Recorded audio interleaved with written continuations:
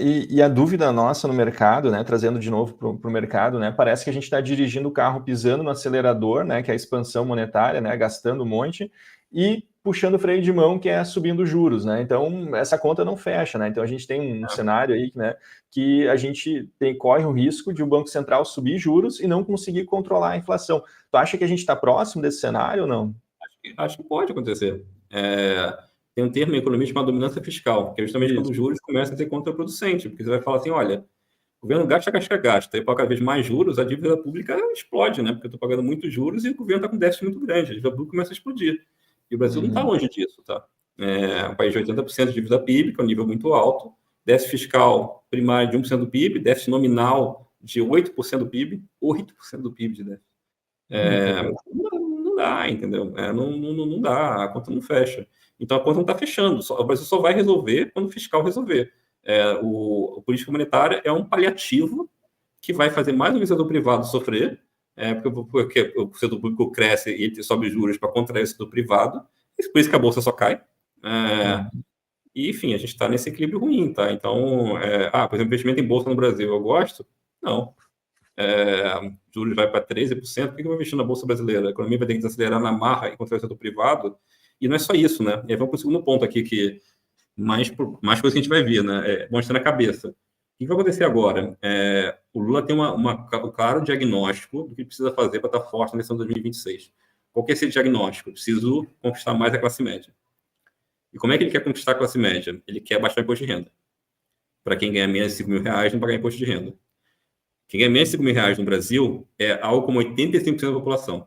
Então, a gente vai ter quase 85% da população que não vai pagar imposto de renda.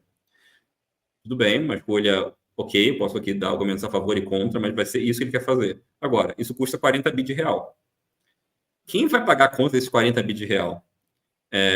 Não sabemos ainda, mas eu suspeito que vai parar sobre as pessoas que têm mais dinheiro e vai parar nas empresas, porque é sempre assim. Então, pode vir imposto sobre dividendo, que é terrível para a Bolsa. Pode vir imposto sobre JCP, que pega na veia, bancos e Ambev. Enfim, pode vir várias coisas nesse sentido, que é na veia de lucro da Bolsa para baixo.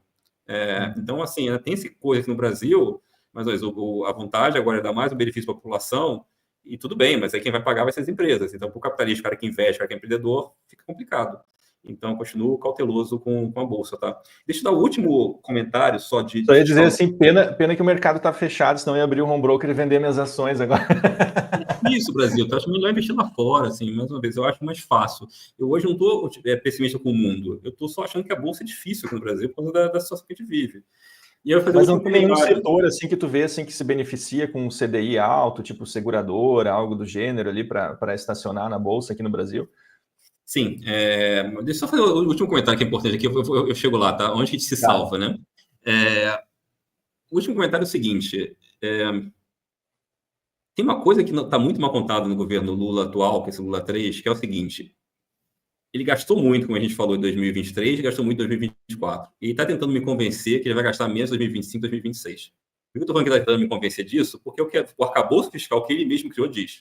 Então, no arcabouço fiscal dele, primeiro ano de governo ele gastou IPCA mais 6, no segundo ano de governo ele gastou IPCA mais 6, aí vai gastar IPCA mais 2,5 ano que vem e IPCA mais 1,5 no último ano de governo.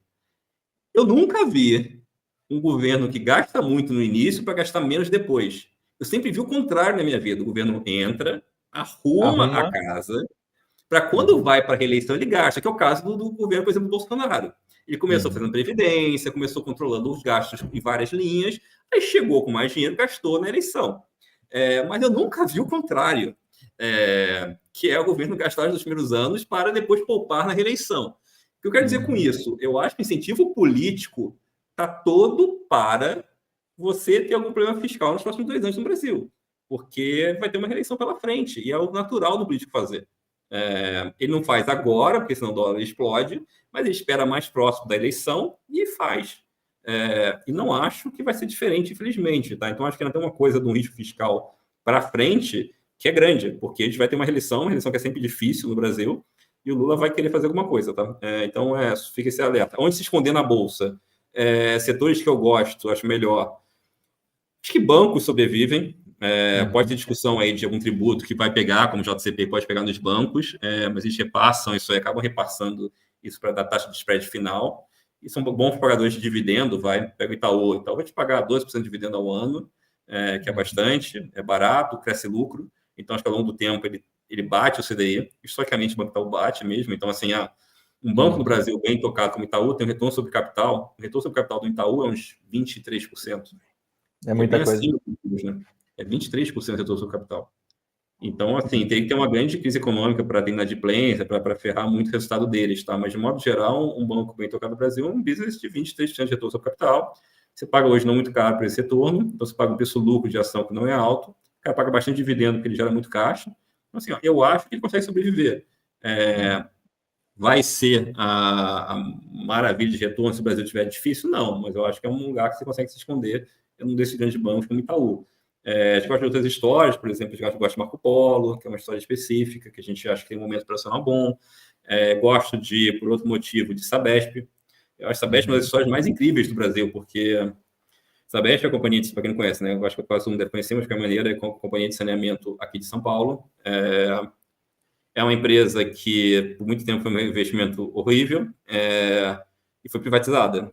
E o que é incrível nessa história, e aí, pouco tempo para entender o poder da privatização que a gente fala às vezes tão mal no país, né? Essa empresa vai investir 3 vezes mais do que ela investia anteriormente. 3 vezes mais. O que significa o seguinte, que vai chegar saneamento para muita gente que não chegava anteriormente. O Brasil tem um problema enorme de saneamento, que é um problema grave para a população. Você tem quase 40% da população que não tem água encanada, é um absurdo dos absurdos. Agora essa empresa vai colocar esse dinheiro e vai investir. Primeiro, já tem esse dinheiro, porque entrou os investidores para colocar esse dinheiro. E segundo... Eu ia falar da Equatorial, né? E vai ser tocado pela Equatorial, que é um craque. Exatamente. E segundo, o dinheiro tem retorno alto agora, porque o governo fez um marco regulatório que gera retorno alto. Então, com um retorno bom para investir e com o dinheiro, vai investir muito. E como investidor eu gosto, porque mais uma vez, porque tem retorno alto, porque fizeram um bom marco regulatório. Então, assim, é uma história que eu acho assim, tem uma ação que vai bem, a gente gosta estruturalmente, e eu acho que mostra, e mais uma vez, eu gosto para ela investindo. Se há 2 anos atrás ela fosse investir o triplo que ela investe hoje, o papel caía 80%. E não estou exagerando. Se há 2 anos atrás ela anunciasse que ia investir 3 vezes mais, o que o mercado ia pensar? Vai quebrar.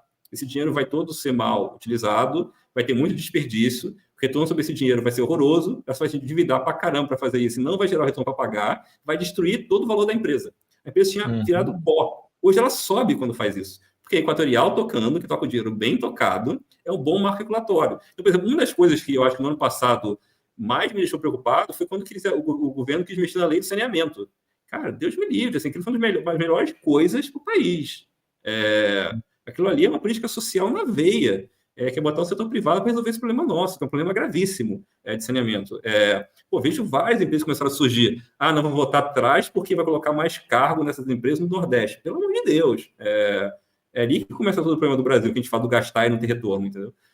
Então, assim, só falei esse caso que eu acho muito interessante, muita coisa, tá? Mas a gente gosta de Sabesp. Então, assim, tem uma Sabesp, tem um banco, você consegue fazer alguma coisa ali para navegar, mas de modo geral é difícil, tá? Sim, sim. Não, tá bem documentado o case, inclusive, no Café com Quineia de vocês. Acho que, se eu não me engano, foi a última ou penúltima edição, né? Um podcast, né? Para quem não sabe da Quineia, que eu gosto bastante de acompanhar. Legal, porque você falou com o CEO da Sabesp, foi uma conversa bem bacana mesmo. Foi bem legal.